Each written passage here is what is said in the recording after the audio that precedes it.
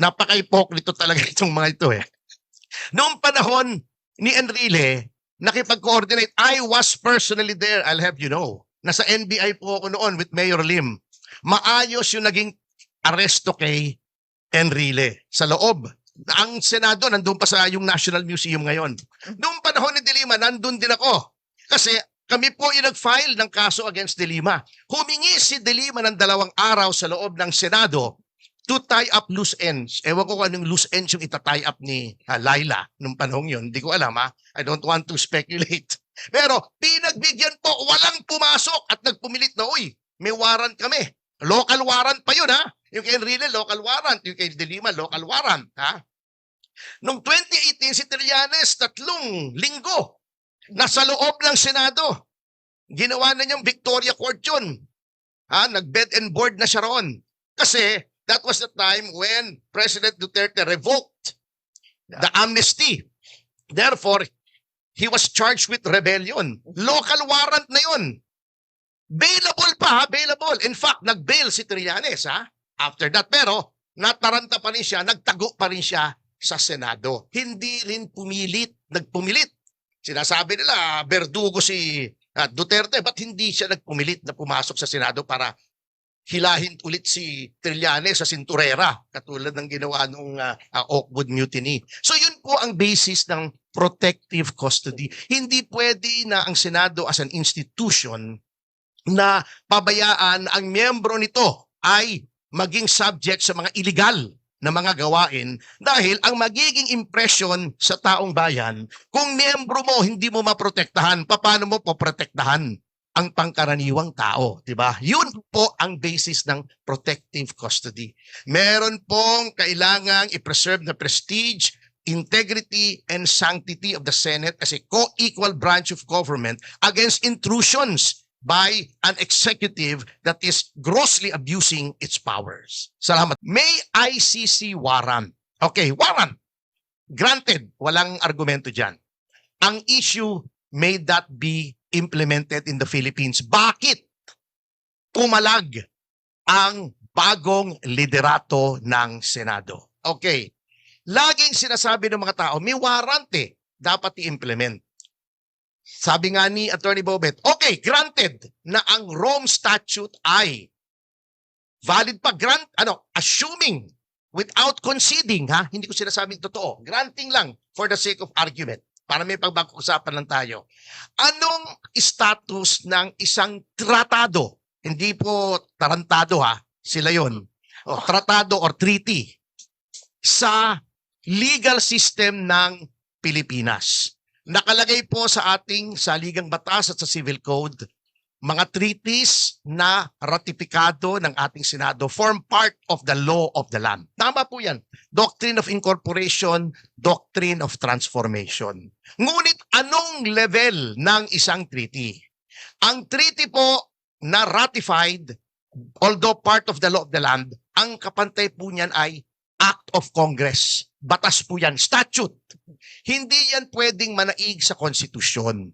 Therefore, in implementing a treaty, probisyon ng konstitusyon natin ang masusunod. Anong sabi ng konstitusyon sa Article 3? Nabanggit na nila, banggitin ko lang ulit.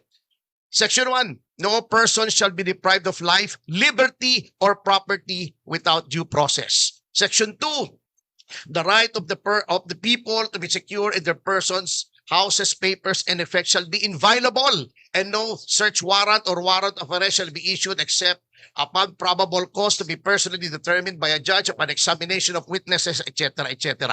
Hindi po aksidente na ang Article 3, the Bill of Rights, ay inuna yung Section 1, due process at yung security, inviolability ng security, walang search warrant. Because these are the first and second most important rights. Okay.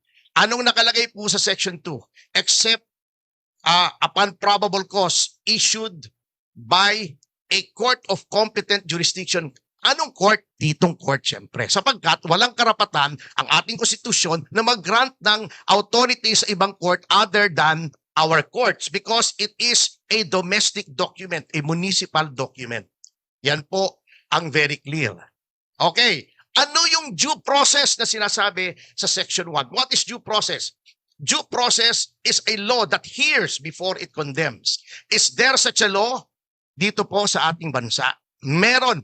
Presidential Decree 1069 or the extradition law. What is Presidential Decree 1069? It was issued in 1977 by Marcos Sr. under Amendment 6 of the 73 Constitution. Ano yung Amendment 6? Although may batasang pambansa under the 73 Constitution, Amendment 6 allows the President to promulgate laws na parang statute by presidential decree. So batas po yun. So meron po tayong extradition law. Anong nakalagay sa extradition law?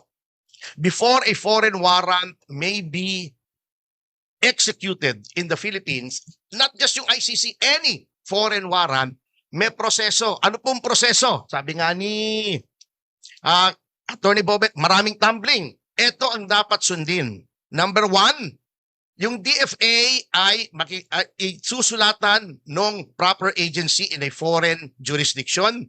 Pakikita yung warrant, the DFA will determine if that warrant is covered by an extradition treaty or any other treaty, and the offense is extraditable. Pagkatapos nadalhin sa DOJ, the DOJ will direct the special counsel to file an extradition petition before the regional trial court where the DOJ is located, RTC Manila. Lilitisin po yan, didinggin yung subject ng extradition at appealable pa sa Court of Appeals. Is there a procedure now? 2025 po, May, most probably in reaction to the kidnapping of former President Rodrigo Duterte, nag-promulgate ang Supreme Court ng rules on extradition. Basically, sinusunod yung PD 1069. Bakit?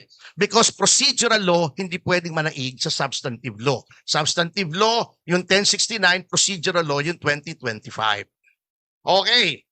Anong nakalagay po roon sa extradition law? Nilagyan lang po ng time limit. 30 days sa RTC, 90 days kung i-appeal sa CA. Kapag binigyan ng RTC ng extradition ng gobyerno, hindi pa ipatutupad, aakyat pa sa CA.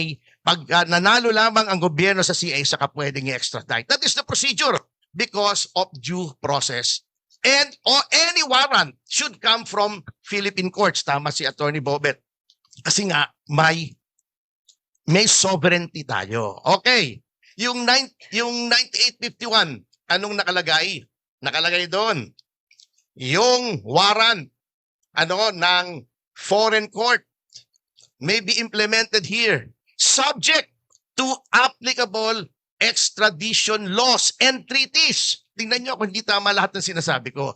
Yun po ang sinasabi ng kampo ni Senator Bato in very simple terms. Kaya pag sinasabi nilang 9851, meron, hindi pa rin pwede. Kasi subject to applicable extradition laws. May extradition laws tayo. Pag sinasabi nilang may treaty, a treaty cannot go against the Constitution. Kung yung pinagagawa sa atin ng treaty, labag sa Constitution, hindi rin pwedeng ipatupad.